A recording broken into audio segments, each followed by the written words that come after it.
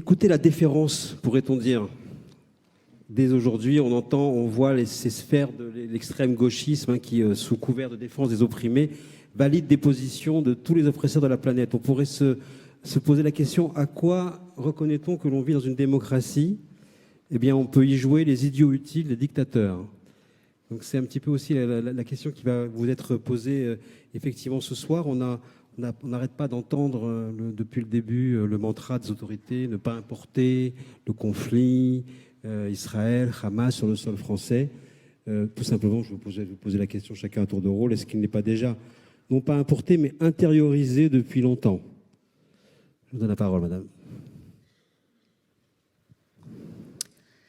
Tout d'abord, bonsoir et merci pour l'invitation. Alors, pour moi, effectivement, je pense qu'il n'est pas importé, il est déjà là, en fait.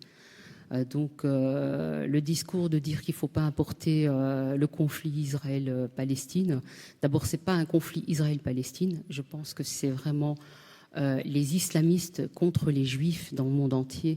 Il y a un conflit civilisationnel. Et donc, et c'est ça qu'il faut prendre conscience à l'heure actuelle. Et c'est quelque chose qui doit tous nous interpeller, quelle que soit notre religion, etc. Parce que je pense que l'islamisme, ce qu'il veut imposer, c'est un califat mondial. Et donc, le Hamas, comme tout autre qui fait partie, comme il a été dit précédemment, qui fait partie du mouvement des frères musulmans, l'objectif, c'est un califat mondial. Et d'ailleurs, il a fait appel aux musulmans du monde entier pour se soulever et pour massacrer, tuer des juifs. Donc, il a été très clair à ce niveau-là. Merci. Rachel Kahn, on a vu les images sur les campus français, américains, et effectivement, cette question, elle est très prégnante aujourd'hui pour le monde universitaire, le monde académique, le monde. On a l'habitude où on croyait que le contradictoire était au cœur justement des comportements et des approches. On comprend que cette époque semble être terminée. Est-ce que l'on peut dire qu'au fond, ce qui s'est passé le 7 octobre est une victoire du wokisme et peut-être même l'émergence de l'islamo-wokisme? Merci pour cette question. Bonsoir à toutes et tous. Et merci à Elnet de nous avoir réunis. Ça fait du bien d'être ensemble dans cette période.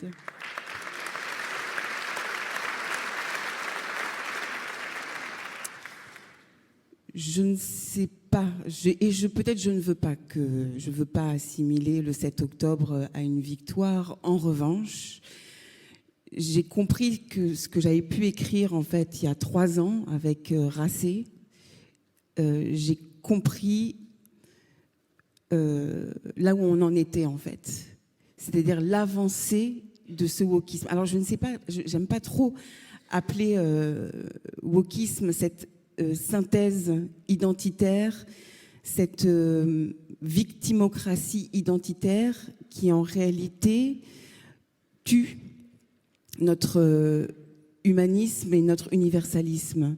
Ce qui est en train de se passer à la fac, et on rappelait tout à l'heure que l'antisémitisme n'était pas une opinion, l'universalisme et l'humanisme ne sont pas des opinions non plus, la laïcité non plus, c'est l'esprit de nos lois.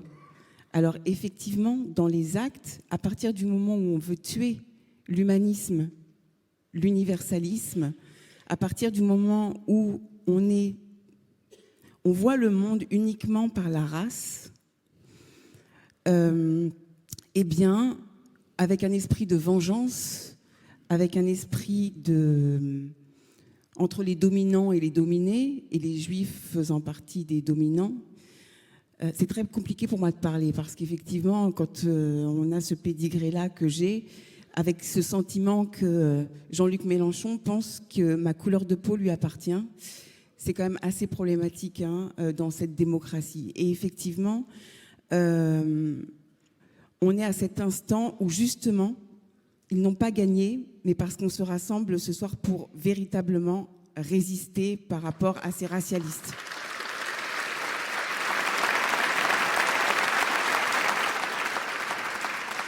Cyril Montbrial, je voulais savoir quel était au fond votre état d'esprit en ce moment, parce que vous avez tellement depuis longtemps dénoncé, expliqué, annoncé les avancées, les méfaits de l'islamisme. Aujourd'hui, vous vous dites j'aurais dû être entendu, j'avais raison, ça n'est que le début.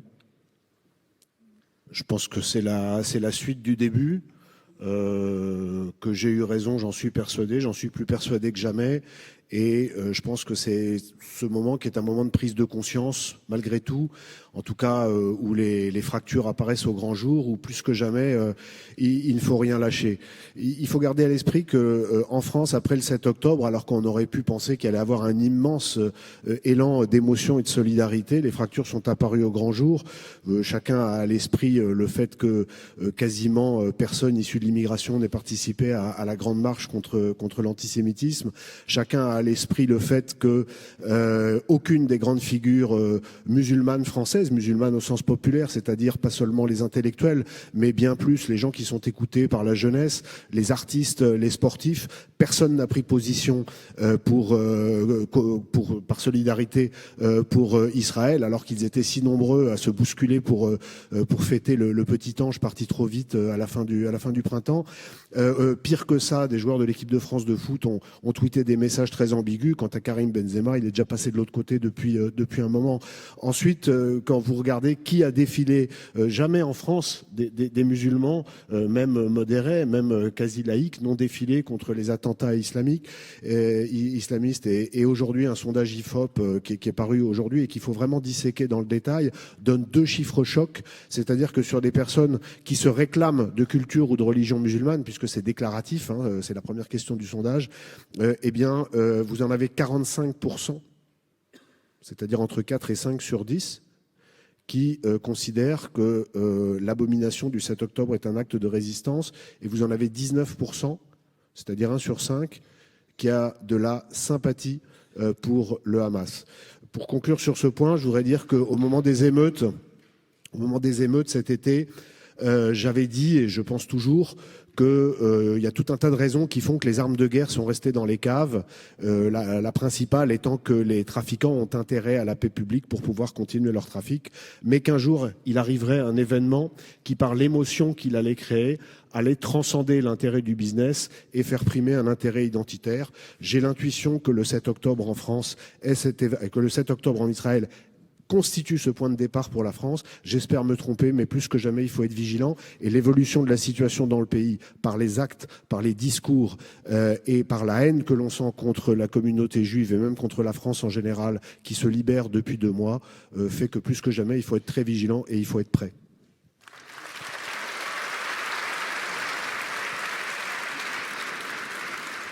Mohamed Sefaoui, on vient d'entendre Thierry Montbrial qui nous prévient il faut être prêt. À quoi faut-il être prêt? Est-ce que, selon vous, l'armature, on va dire, institutionnelle française est-elle assez solide pour résister à ce qui se manifeste et peut-être ce qui se prépare? Bonsoir à tous et merci. Non. Non, parce que d'abord, je ne vais pas vous dire tout ce que je pourrais dire dans un livre, par exemple, tout ce que je pourrais écrire dans un livre, parce que je ne pense pas que l'opinion publique et même ses élites soient capables aujourd'hui, en Occident de façon générale, d'écouter les vérités, c'est-à-dire d'aller, y compris vers des introspections, d'autant plus que nous sommes effectivement face à un totalitarisme qui est particulier et se singularise par quelque chose que je vais vous décrire. Le nazisme, nous le savons, est une idéologie totalitaire qui est née par la volonté d'un homme qui se voyait un artiste, qui était piètre peintre, piètre écrivain et qui s'est nourri d'une logique sur la hiérarchisation des races. Staline, on l'a dit, un ancien voyou, une petite frappe, qui est devenu quelqu'un à la faveur d'une révolution, et il a fondé son totalitarisme sur la base de la hiérarchisation des classes. L'islamisme est une idéologie qui est née dans sa version contemporaine d'ailleurs, et ce n'est pas bizarre effectivement, ni le fruit du hasard. À la fin des années 20, à travers les frères musulmans, même s'il y avait d'autres courants qui existaient déjà, mais disons que c'est le courant le plus important et le plus significatif. C'est un courant qui est né, un totalitarisme qui est né effectivement où il y avait cette effervescence des totalitarismes en Europe. Ça a été dit, des liens assez particuliers entre le moufti de Jérusalem et Hitler. Cela a été raconté à maintes reprises, effectivement, cet islam politique qui s'approprie in fine tous les préjugés et les clichés qui construisent la pensée antisémite. Mais il y a une singularité, c'est la seule idéologie totalitaire qui s'est autonomisée et qui a été renforcée parce qu'elle a été dopée par cela même qu'elle disait vouloir viser dans ses textes initiaux, en l'occurrence, le monde libre, comme on l'appelle aujourd'hui. L'islam politique a été l'allié objectif de plusieurs grandes puissances. Les États-Unis, on le sait, la Grande-Bretagne, la France, et même Israël a jugé opportun, entre les années 60 et les années 80, de laisser émerger ce courant frériste du Cheikh Yassine à Gaza, qui a donné naissance au Hamas. Alors évidemment qu'il y a des théories conspirationnistes qui pensent que tout ça a été créé parce que il y a des gens cyniques qui pensaient qu'ils savaient déjà que tout ceci allait arriver. C'est vraiment accorder trop d'intelligence à certains, parfois grandes personnalités, qui ont été très grandes par ailleurs sur d'autres décisions, mais qui ont été très petites, je dirais, quand il s'agit d'islam politique. On le voit encore une fois aujourd'hui. Donc je ne voudrais pas être très long, mais sans lancer un esprit de défaitisme dans cette salle, parce que nous devons effectivement être dans un esprit combatif, je pense que tant que nous ne serons pas capables de faire le bon diagnostic, et aujourd'hui nous ne faisons pas le bon diagnostic, je le vois encore, en tout cas le diagnostic n'est pas suffisamment rationnel, nous laissons, y en un compris... mot, quel serait-il s'il devait être complet, ce diagnostic? C'est déjà mettre toutes les passions et toutes les émotions de côté. C'est très difficile ce que je suis en train de dire. Je ne suis pas insensible à la mort d'enfants ou de femmes à Gaza. Ces images, je les vois comme tout le monde, mais je ne fonde pas mes convictions sur la base de cette émotion-là. Et tout simplement, non pas parce que je serais insensible au sort des Palestiniens, d'abord parce que je sais d'où ça vient, tout ça. Contrairement à d'autres, je n'ai pas été surpris à la vue des images du 7 octobre. Je les avais déjà vécues. Et je pense que l'un des grands torts de la société occidentale, des grandes démocraties de la France, c'est de ne pas avoir entendu des voix qui venaient du monde arabo-musulman, qui avaient subi dans leur chair l'islam politique, qui avaient subi le terrorisme et qui essayaient d'alerter, je prends mon modeste exemple, pardonnez-moi, et qui, lorsqu'il y a 20 ans, 25 ans, on essayait d'alerter, on était traité d'excessif et donc d'insignifiant, parce qu'évidemment, quand dans les années 90, vous disiez, il y a des gens qui vont être décapités un jour en France, on vous prend pour un fou. Lorsque vous disiez, et lorsque je disais, et je parlais avec des amis israéliens, qu'un jour le Hamas rentrerait dans la profondeur territoriale israélienne et que, oui, ils vont égorger des gens, on vous rétorquait, mais non, notre armée est évidemment inviolable, comme notre territoire. Et tant que nous ne ferons pas cet effort d'aller comprendre d'abord nos propres faiblesses et d'aller comprendre la force de l'adversaire, qui, lui, nous connaît mieux que nous le connaissons, pardon, je me mets du côté occidental, et je participe évidemment à toutes les marches contre l'antisémitisme depuis plusieurs années, et je n'ai aucun problème à m'appeler Mohamed et à défendre le droit d'Israël de se défendre depuis plusieurs années.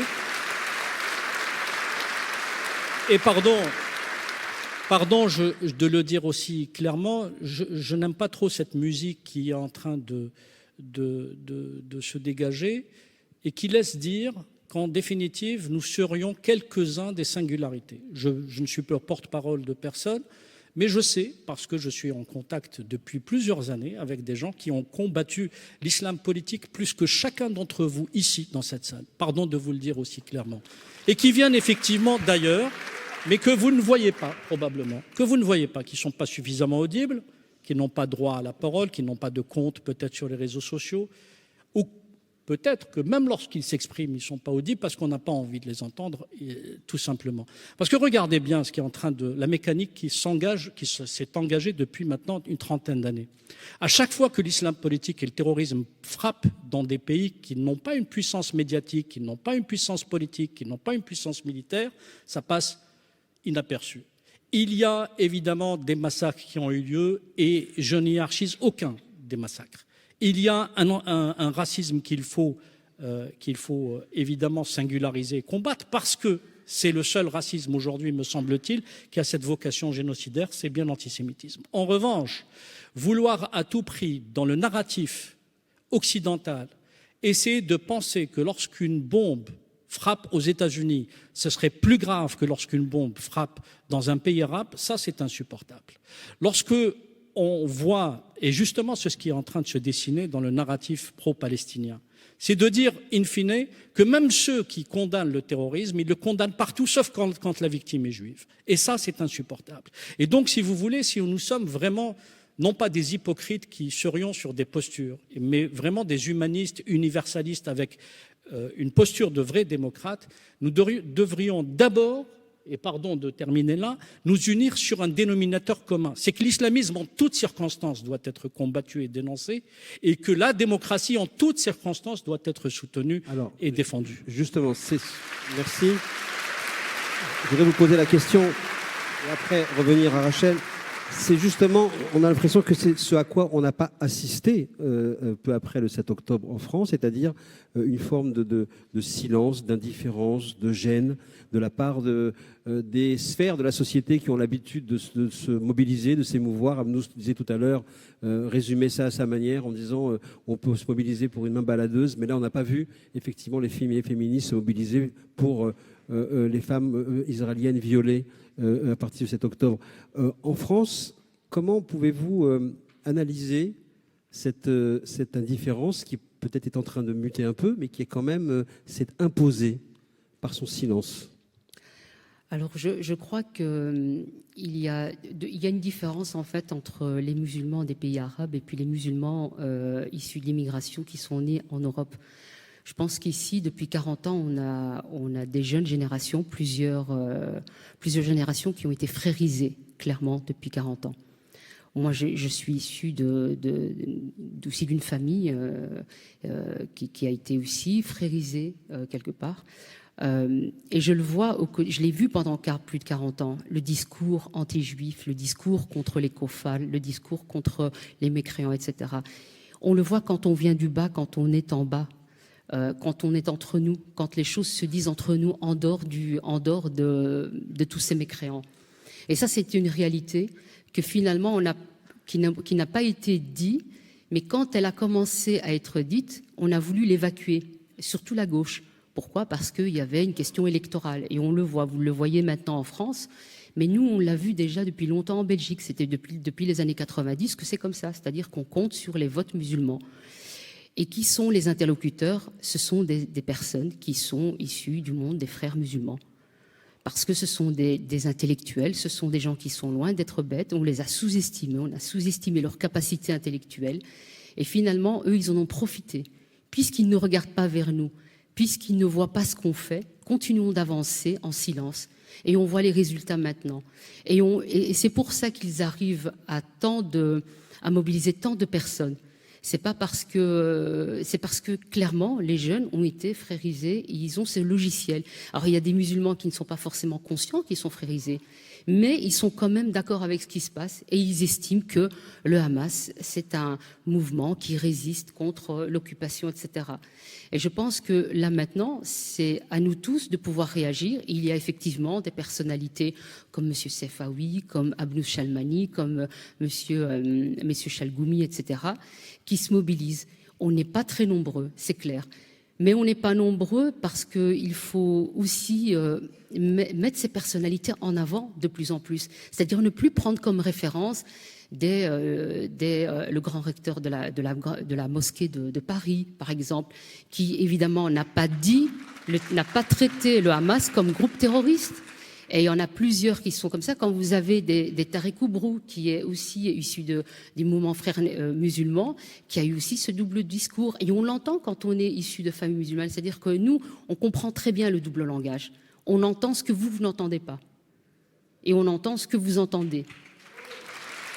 Merci beaucoup. Très édifiant, effectivement. Rachel Kahn,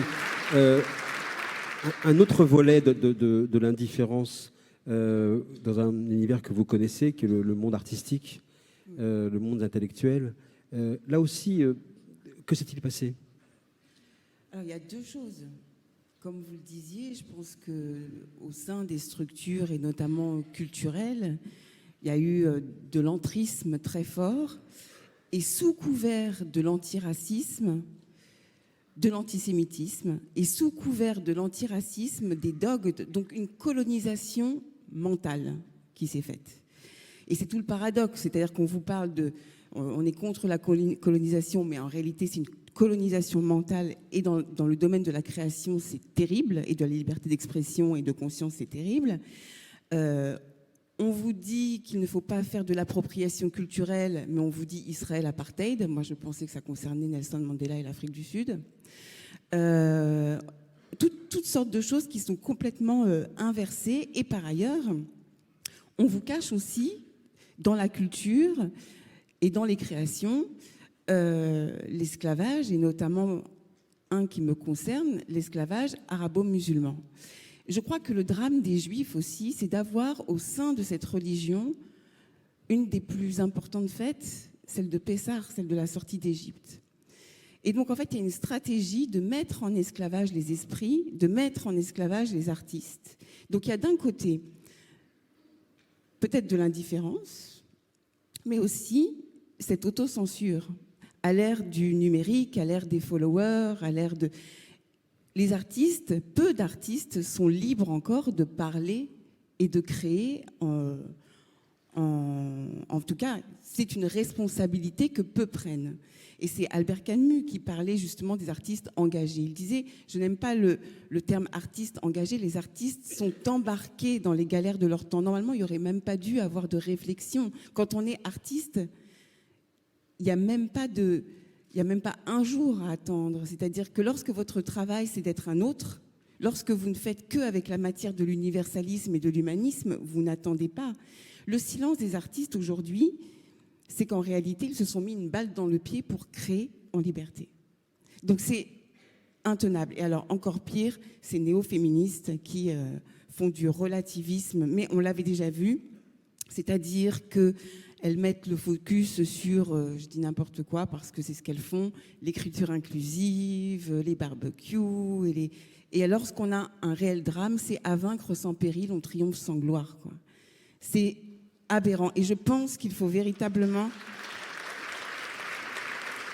reprendre les choses, mais à commencer par le bas, au niveau artistique, ces associations culturelles qui guident nos enfants à la création est antinomique avec ces dogmes délétères et encore plus avec ce terrorisme-là. Et on a un grand artiste, et je ne comprends même pas comment il n'est pas prix Nobel de la paix, c'est Salman Rushdie.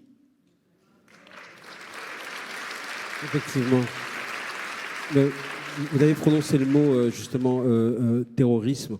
On a vu, on a lu régulièrement depuis des années, souvent sous la plume du président de la République, que le tragique faisait irruption dans l'histoire, qu'il fallait un nouvel héroïsme. Et voilà que lorsqu'il a frappé à la porte du pouvoir, on a vu à quel point il n'a pas été présent. De manière plus étendue, est-ce que vous avez le sentiment que la réponse des institutions démocratiques est prête, est suffisante, est à la hauteur à tous les niveaux, surtout en particulier dans les domaines que vous connaissez, la justice, la police, vis-à-vis de ce qui se prépare, de ce qui se passe et justement de cette idéologie totalitaire? La situation actuelle, c'est celle d'un effondrement de l'autorité de l'État, qui est le produit d'une quarantaine d'années de lâcheté et de renoncement,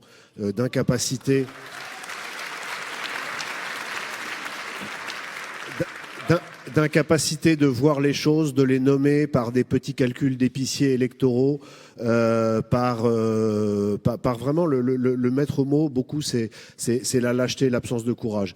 Alors, il y a une chose qui est certaine, c'est que sur les dernières années, d'un point de vue strictement de lutte antiterroriste, d'un point de vue technique, il y a beaucoup de progrès qui ont été faits, et tous les gouvernements, depuis ceux de Manuel Valls en 2015 jusqu'à ceux du président Macron depuis 2017, ont fait des bonnes choses. Mais il y a deux choses.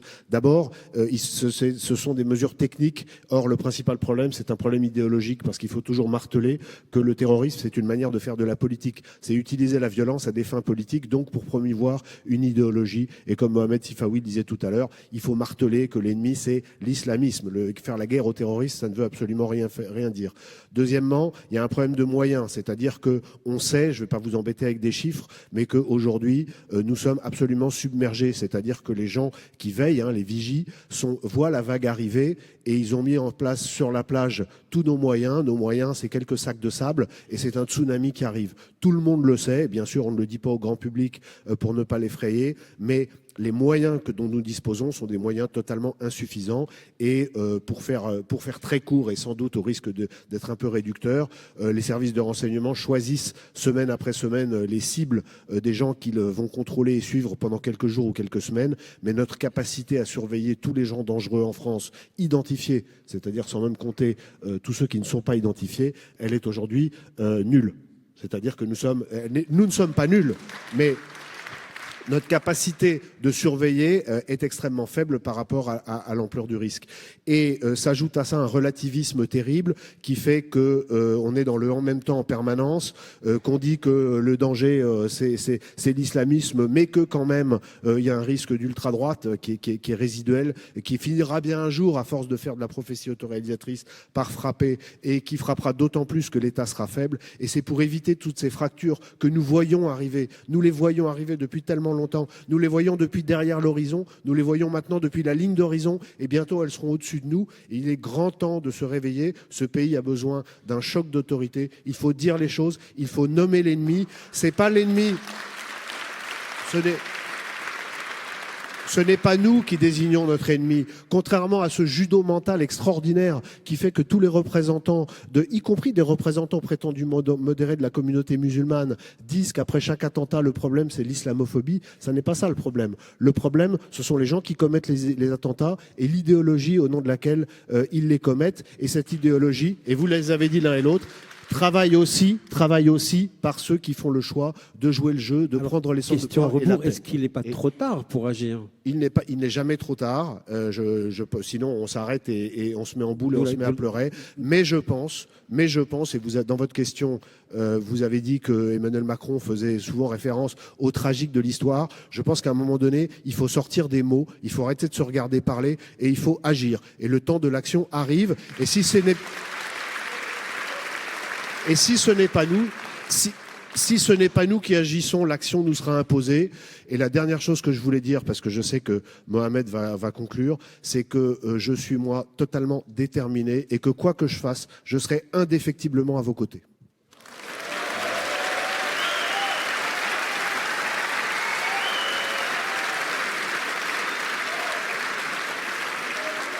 Bien, Mohamed va... Puisque c'est la feuille de route qu'il indique par M. Montbrial, vous allez conclure.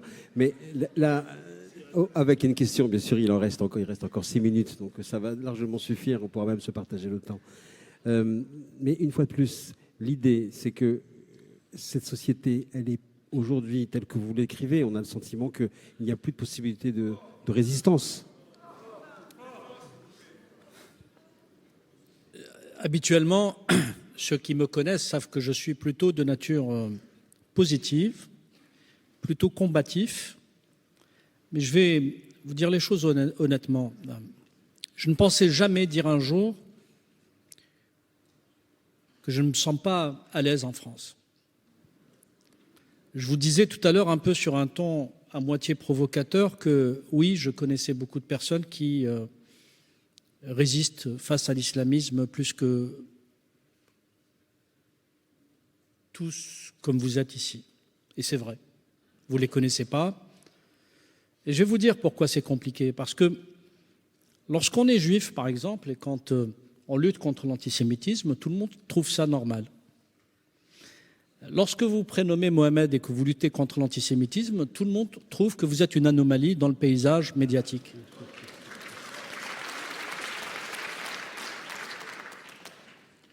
Lorsque vous êtes... Je sais, ma chère Rachel, il y a pire que moi.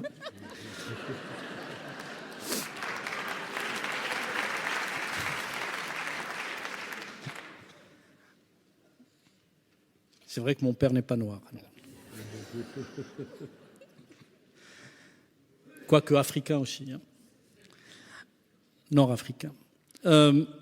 Plus sérieusement, je pense que dans la continuité de ce que j'ai voulu amorcer tout à l'heure, nous avons presque l'obligation, à la fois morale et intellectuelle, de comprendre quel est le programme de ceux qui nous visent. Alors effectivement, il faut que nous arrivions à réarmer intellectuellement la société. Je pense que c'est un préalable. Et je pense qu'il faut que cet réarmement se fasse en puisant dans ce qu'on a de plus important dans notre corpus démocratique et dans les valeurs universelles. Parce que quand, comme moi, vous lisez depuis toutes ces années, depuis plus de 30 ans, la littérature islamiste. Alors, ce n'est pas très joyeux, mais c'est très instructif, je l'ai dit. Ils promettent, ils ont un programme extrêmement précis, très clair, et on peut tout leur reprocher, leur totalitarisme, leur folie meurtrière, etc. Il y a une chose qu'on ne peut pas leur reprocher, c'est qu'ils nous aient menti. Ils nous ont jamais menti. Ils nous ont toujours dit ce qu'ils comptaient faire. Le Cheikh Yassine, par exemple, le fondateur du Hamas, quand il a commencé son parcours en 1967, au lendemain de la guerre des 6 jours, c'est là où il a commencé à construire véritablement l'édifice idéologique du Hamas. Ça a mis une vingtaine d'années. Et ensuite, il a construit l'édifice politique et l'édifice militaire. Il a fait une prédiction, il a promis à tout le monde que ce qu'il était en train de faire ferait disparaître Israël en 2027. Je cite. Évidemment, lorsqu'on est en 1967, quand cette jeune nation, qui a à peine une vingtaine d'années d'existence, avec son armée, ses hommes, ses femmes, fait face à toutes les armées arabes, quand elle fait face une seconde fois en 1973, lors de la guerre de Kippour, à toutes les armées arabes, on peut croire qu'effectivement, un vieil homme paraplégique, assis sur une chaise roulante, qui promet l'apocalypse à un État aussi inventif, soutenu par ailleurs par les plus grandes puissances démocratiques, c'est impensable. Eh bien, moi, à votre place, je prendrai toutes ces déclarations au sérieux. Quand les islamistes nous disent, s'agissant de l'Europe et de la France, que leur but, ce n'est pas tant de prendre le pouvoir, contrairement à ce que dit l'extrême droite, c'est faux. Ils n'ont jamais, sinon, inscrit ça dans un idéal fantasmé. Leur programme politique véritable, c'est de détruire le corpus idéologique de la société démocratique française, de la République française. Et comment comptent-ils faire ? Ils l'ont à maintes reprises théorisé, rédigé, écrit, expliqué. L'une des dernières fois, ça a été dans un magazine de Daesh qui s'appelle Black Flag, drapeau noir. En gros, ils ont dit la chose suivante, il faut que nous arrivions à faire hisser au pouvoir toutes les extrêmes droites européennes. Parce que cela va nourrir les extrêmes gauches, et c'est avec les extrêmes gauches qui nous sont souvent favorables, c'est eux qui le disent, que nous allons provoquer un chaos qui va faire en sorte à ce que l'Europe, l'Occident et principalement la France renoncent à leurs propres principes au nom de la polarisation qu'on va créer et piétiner leurs propres règles au nom de la guerre qu'ils vont nous mener, c'est-à-dire la guerre de tous contre tous. Alors, on peut penser que c'est là un film de science-fiction, que, évidemment, comme on l'a toujours fait. Pour ma part, et c'est peut-être ce qui distingue le modeste travail et les alertes que j'ai essayé de lancer. Il y a 22 ans, j'ai écrit « La France malade de l'islamisme ». On m'avait pris pour un fou, pour un excessif, pour un excité. Et depuis, d'ailleurs, à la fois l'extrême droite l'extrême gauche, l'islamo-gauchisme, l'islamisme me dénigre, me diffame, me menace, etc., dans l'indifférence quasi générale. Mais ce n'est pas un problème. Le problème, c'est que lorsque vous avez des gens qui vous alertent parce que c'est leur spécialité, parce que peut-être ils passent plus de temps que vous à étudier ce phénomène, peut-être parce qu'ils ont fait le tour du monde arabo-musulman, et que là où ils sont passés, je terminerai par ça, ils ont trouvé que dans l'islamisme, l'idéologie islamiste, dans les madrasas au Pakistan ou dans les écoles coraniques en Syrie, il y a 5 cibles qui ont toujours été enseignées. Les régimes arabo-musulmans, la France, pays laïque, fille aînée de l'Église, les États-Unis d'Amérique, Israël, et évidemment tous les courants laïques et les courants dits de gauche, comme ils les appellent dans le monde arabo-musulman, c'est-à-dire ceux qui promeuvent une idée progressiste. Eh bien, quand on regarde aujourd'hui tout ce qu'ils mettent en application au niveau mondial, parce que justement, il faut peut-être qu'on regarde le phénomène avec un satellite et non pas avec un microscope, au niveau mondial, c'est ce qu'ils mettent en application. Merci beaucoup pour ces clés données ce soir. C'est maintenant ce qui reste à faire. Merci beaucoup.